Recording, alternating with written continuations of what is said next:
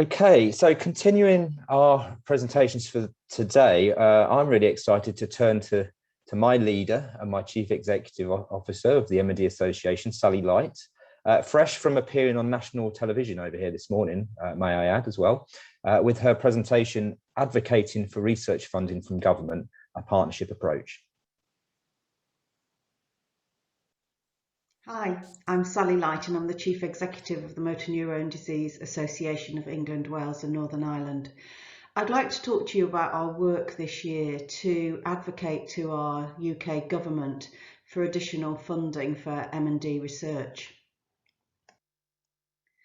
So we know that there's never been a more optimistic time for M&D research. This chart shows the growth in publications of M&D research over the years, and you can see from the red line that the interest in M&D research has grown exponentially over the last few years, and we've never been closer to some successful treatments. And as an association and on behalf of our community, we really want to make sure that we capitalise on this moment and bring new treatments to people with M&D as quickly as we possibly can.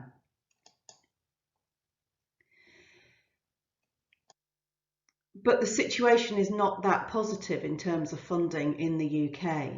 So what we found from our analysis is that actually the three charities, the predominant charity funders of M&D research, so that's ourselves, M&D Scotland and the My Name's Doddy Foundation, actually put more money per year into M&D research than the government.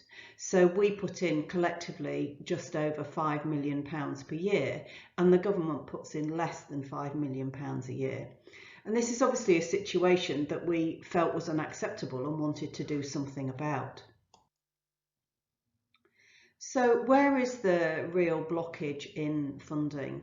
This is a bit of a busy slide, but really the important thing to note here is that there's been a lot of work done on understanding the causes of motor neurone disease over the years, and there are some robust mechanisms for funding that sort of biomedical lab-based research in the UK. So the charities, of course, and my own organisation has been funding biomedical research for close to 40 years.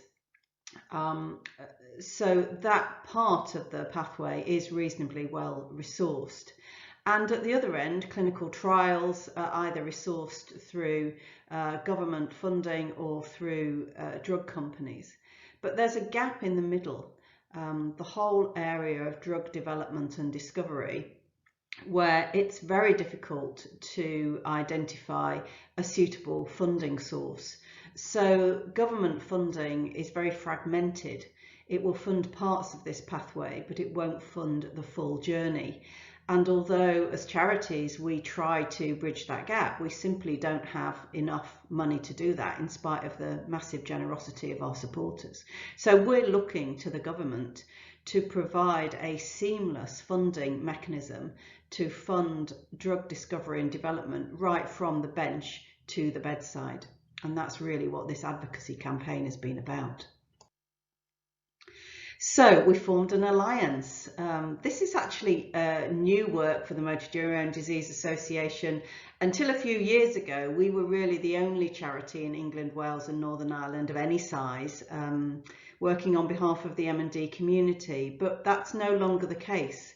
And so increasingly, it's been important in our work to work in partnership with other organisations and pool our resources. So this is a fantastic collaboration. I'm really delighted to say that it was started by two people living with motor neurone disease, one of whom is at this meeting.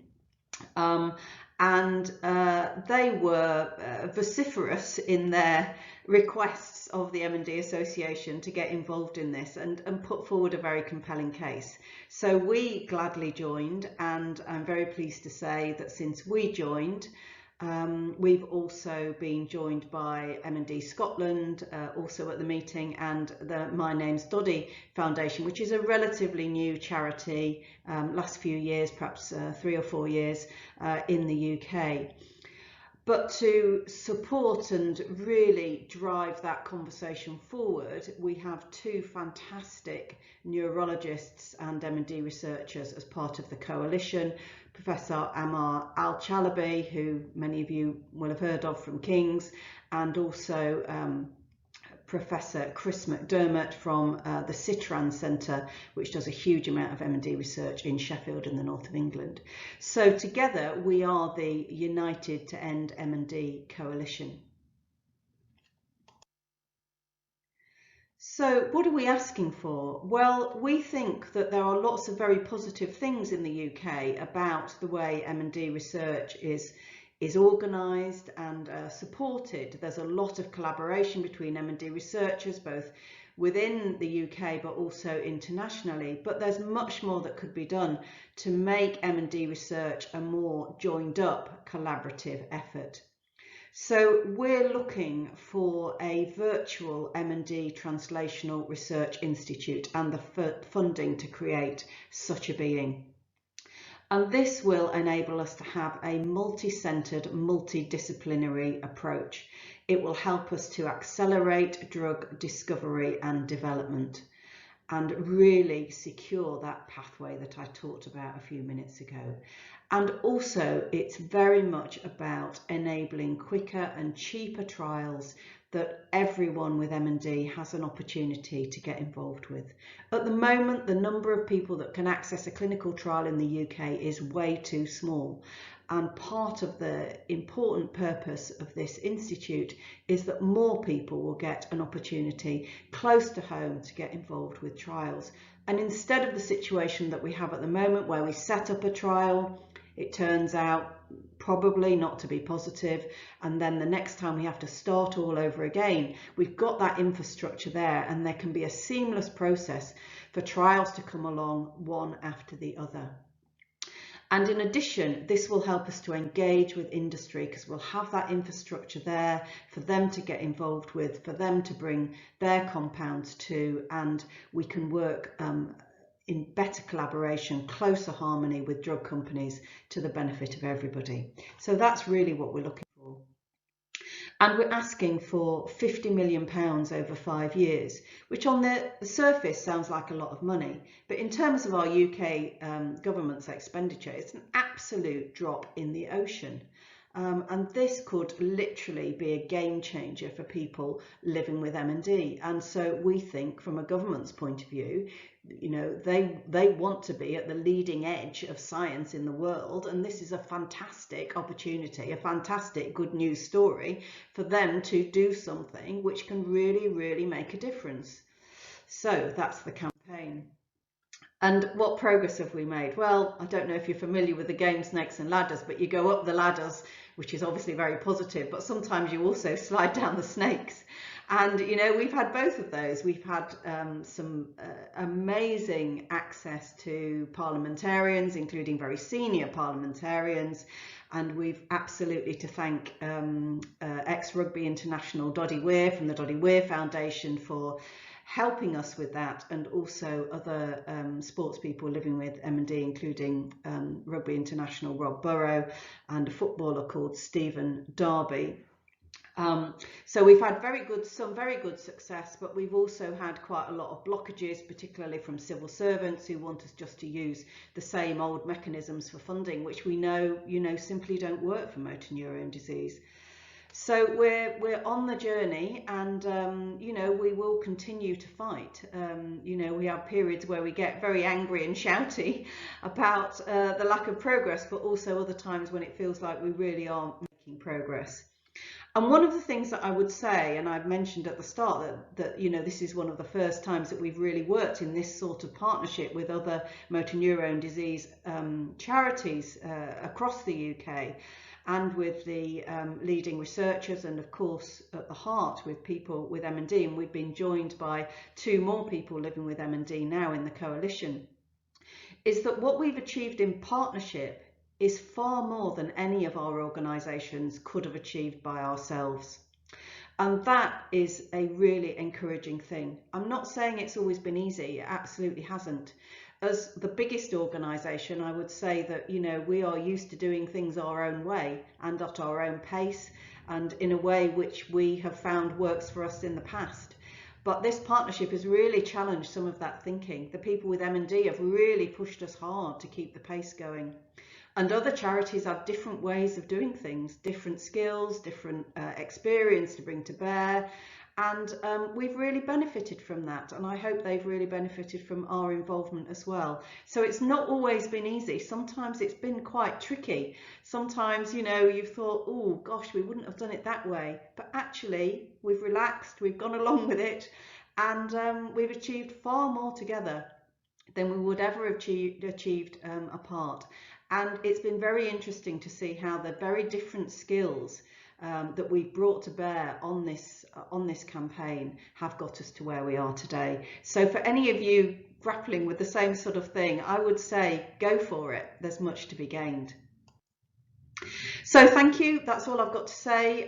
Really happy to take any questions, and it's been a really fascinating campaign and very different perhaps from anything that we've done before. So I'm very excited to talk to you about it today and really happy to answer any questions anybody might have.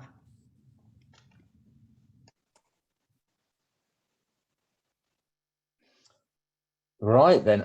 So firstly, hi Sally. Hopefully you're there. Hi. Thank you. Thank you for that presentation. I know how much time and effort has gone into the campaign firsthand. So what a great partnership has been as an alliance of people with M&D and organisations and charities and researchers. So lots of kudos in the chat around the collaborative approach. But we should probably start teasing it up with an update on what's happened since the presentation was filmed. So over to you. Yeah, well, I feel incredibly lucky to be able to bring good news, to be honest, because so 10 days ago, the Saturday before last, I was just relaxing at home. I got a phone call from Suzanne, our communications manager, to say the government is going to announce in a national newspaper in the morning that they're going to give £50 million over 5 years of new money to motor neurone disease research. And honestly, you could have knocked me down with a feather, as the saying goes. I was so surprised. We're yet to hear how that money is going to be distributed, but we have been assured that it is new money, not repackaged money. And yeah, we're phenomenally, we're phenomenally pleased that the campaign has been so successful and that this can really drive forward motor neurone disease research. Absolutely, it's brilliant news, isn't it? And lots of congratulations, amazing, wow, congratulations in the chat, incredible news. Thanks everybody, it's been a journey.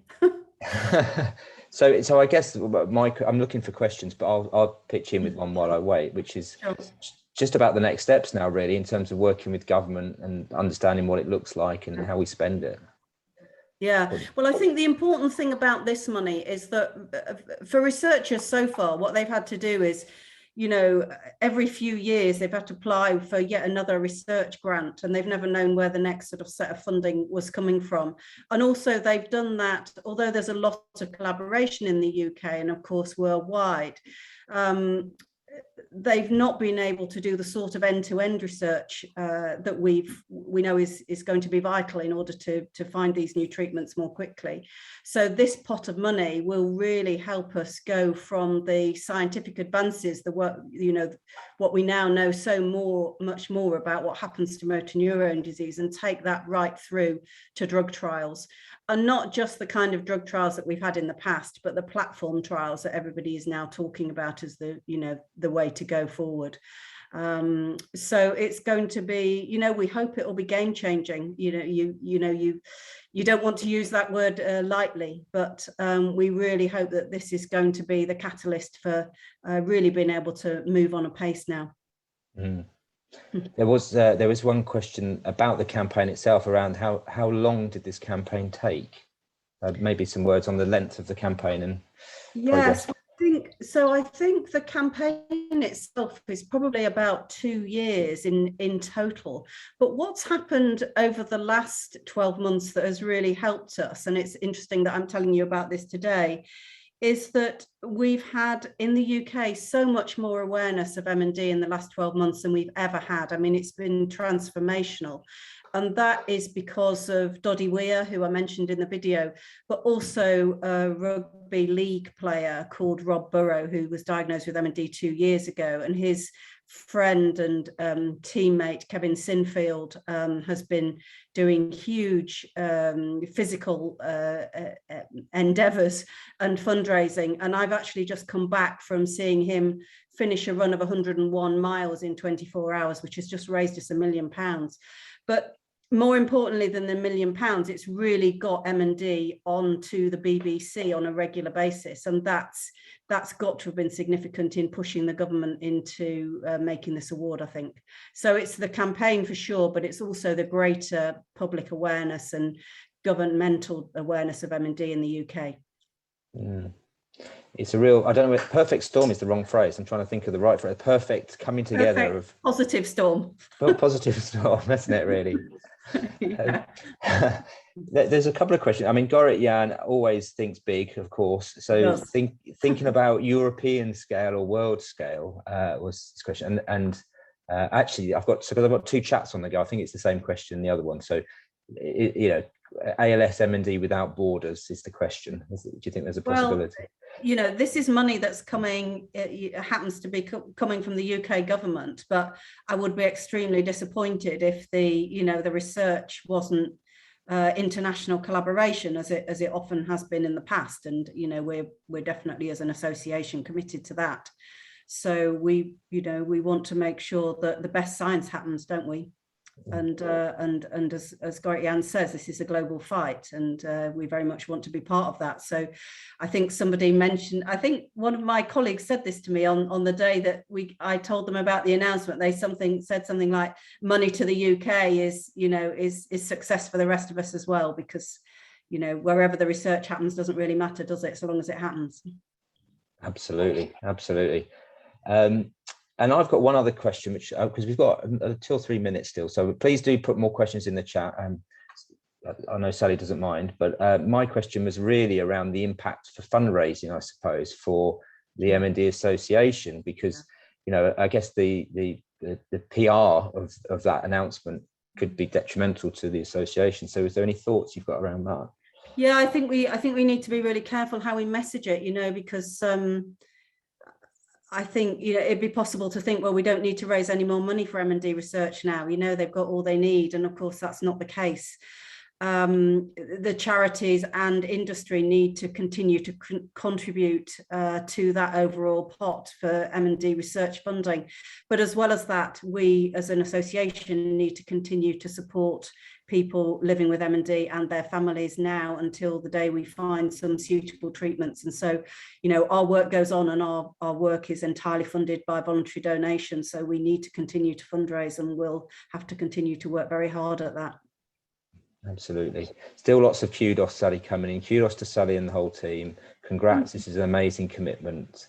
Totally team effort, and not just our team either, Nick, was it? This was a collaboration, and and it started with 2 people living with M&D who have to take a huge amount of credit for it. Yeah. And I think now, because also there's been so much in the press and the announcements, which we were in the paper, I know, with some support from one of the UK papers, there'll be a lot of eyes, of course, on this now, and how it's not, I say it's not coming to the association, it's money available from the government. So lots to think about in terms of the impact. Yes, and I think it's worth just mentioning that newspaper, because we built a relationship. It's called the Sunday Express. It's actually it's a newspaper largely read by Conservative Party supporters. So it got to the supporters of the government in power at the moment, which I think was significant. And they have, I think it's something like, it's over it might be 18 weeks now, run a weekly story about M&D, sometimes on the front page, sometimes a middle page spread. And that has been incredible in terms of sharing the experiences of people with M&D, but also talking about just why this campaign is so important. And again, that has been of massive benefit in terms of getting this case in front of the general public and putting pressure on parliamentarians. So we were very lucky to have that connection with the newspaper. Absolutely. So we've reached the half an hour. So thank you so much, Sally. Thanks for your time. I know how busy you are. And as I say, you're on the goggle box earlier, weren't you? So. Been a bit of a day. My first ever live appearance on the BBC. But anyway, I'll get your autograph later. But thank you so much, and thank you everyone for the positive comments. Brilliant. Thanks a lot.